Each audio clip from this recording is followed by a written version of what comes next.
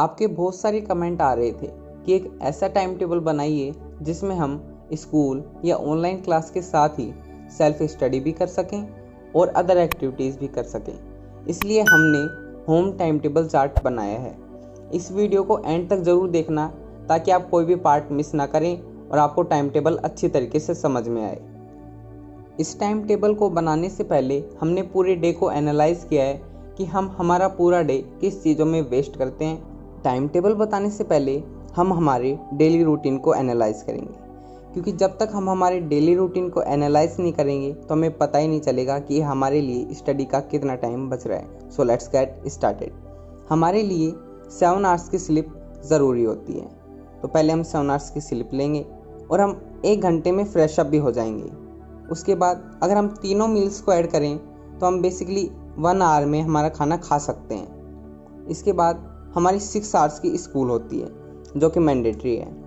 इसके बाद आप 1.5 आवर खेलने के लिए जा सकते हैं। अगर हम इस पूरे टाइम को कैलकुलेट करेंगे तो ये हो जाता है 16.5 आवर। अब हमारे पास जो टाइम बचेगा वो होगा 7.5 आवर्स।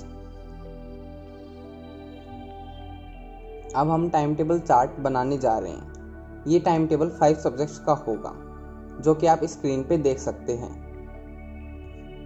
अब हम इन 5 सब्जेक्ट्स को डिवाइड करेंगे और फर्स्ट और सेकंड सब्जेक्ट से शुरुआत करेंगे। फर्स्ट और सेकंड सब्जेक्ट हमारे लैंग्वेज सब्जेक्ट होंगे, जैसे हिंदी, इंग्लिश, संस्कृत या कंप्यूटर। आप अपना सब्जेक्ट चूज़ कर सकते हैं। थर्ड और फोर्थ सब्जेक्ट हमारे लर्निंग सब्जेक्ट्स होंगे, जैसे कि एसएसटी या साइंस, जो कि कॉन्सेप्ट बेस होते हैं जिन्हें स्टडी करने में ज़्यादा टाइम लगता है। अब हम चलते हैं 5th स्लॉट पे। हमारा 5th सब्जेक्ट होगा सॉल्विंग सब्जेक्ट, जैसे कि मैथ्स या फिर फिजिक्स, जो कि टाइम कंज्यूमिंग होते हैं क्योंकि इनमें कैलकुलेशंस होती हैं। अब हम सब्जेक्ट्स को टाइम अलॉट करेंगे। हम हमारी फर्स्ट सब्जेक्ट को 45 मिनट देंगे और सेकंड सब्जेक्ट को भी 45 मिनट देंगे।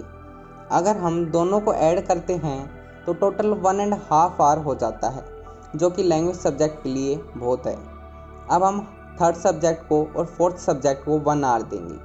अगर हम दोनों को ऐड करेंगे तो टोटल 2 आवर हो जाएंगे। अब हमारे 5th सब्जेक्ट यानी कि सॉल्विंग सब्जेक्ट को 2 आवर देंगे, क्योंकि इसे सोल्व करने में ज़्यादा टाइम लगता है। अगर हम टोटल टाइम कैलकुलेट करते हैं तो वो 5.5 आवर होता है। अब हम 1.5 आवर होमवर्क को देंगे और साथ ही रिवीजन भी बहुत ज़्यादा ज़रूरी होता है, इसलिए हम हाफ आवर हमारे रिवीजन को देंगे। हमने हमारे टोटल 5 सब्जेक्ट्स में इक्वली टाइम डिस्ट्रीब्यूट कर दिया है। तो अब हम एक मोटिवेशनल कोट पढ़ेंगे जो कि हमें टाइम पे मोटिवेट करता रहेगा। दुनिया सिर्फ नतीजों को इनाम देती है, कोशिशों को नहीं। वीडियो के एंड में हम आपको पूरे टाइम टेबल की एक पिक डाल देंगे जिसका आप स्क्रीनशॉट ले सकते हैं।